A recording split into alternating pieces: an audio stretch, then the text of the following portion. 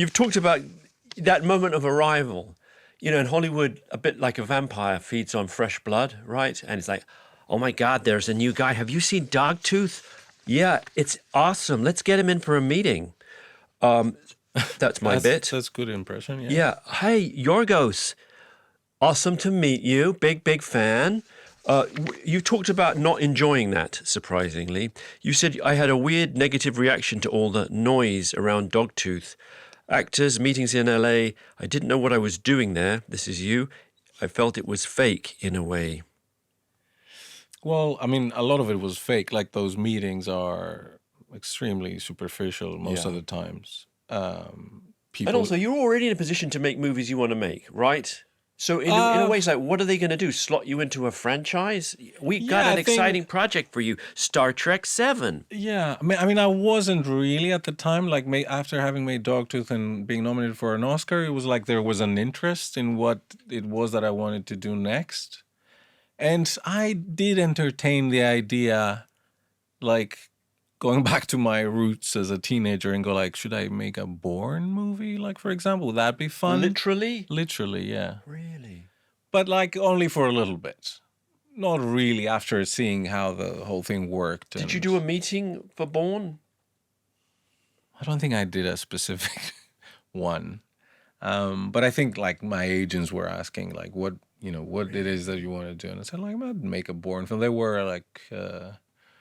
popular at a the friend time. of mine who was a very talented documentary maker, and he made a string of successful documentaries, and Hollywood came calling and they offered him Dude, Where's My Car 2.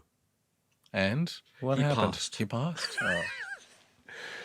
But it's funny how you go into a different table in the casino. Yeah. And you're like, how much are these chips worth? I think there is something interesting in that if you have the guts to do it, you know? Yes. Like if you go like, you know what, I'll try this. Yeah, but then do you remember when the guy who made The Lives of Others, I can't remember his name, that terrific German film, went to Hollywood, and do you remember what he made?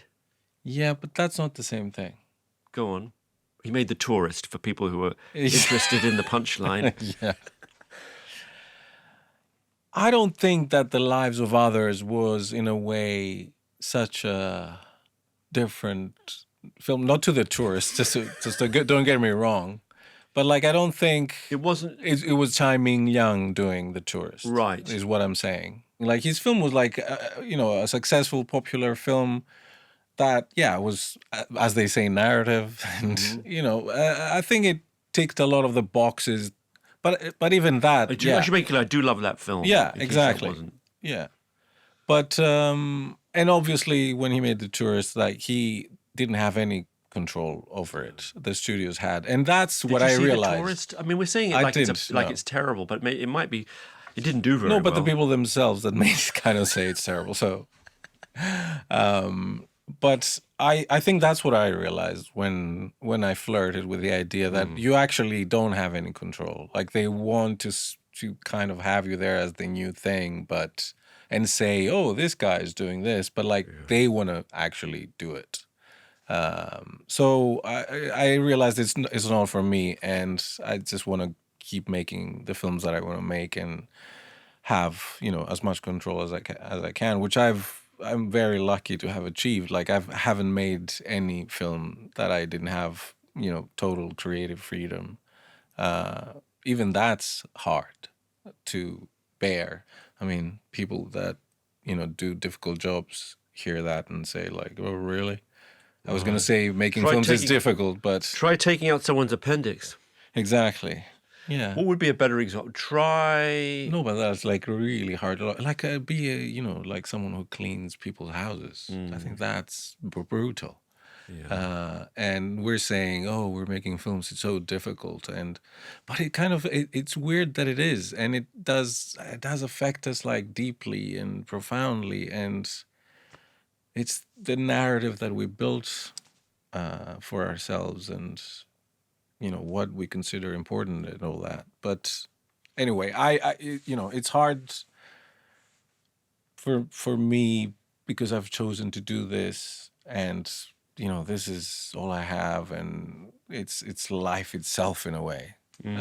So although it might seem ridiculous to someone on the outside, I still do, suffer making films, but not in a real, Because not in the real world though.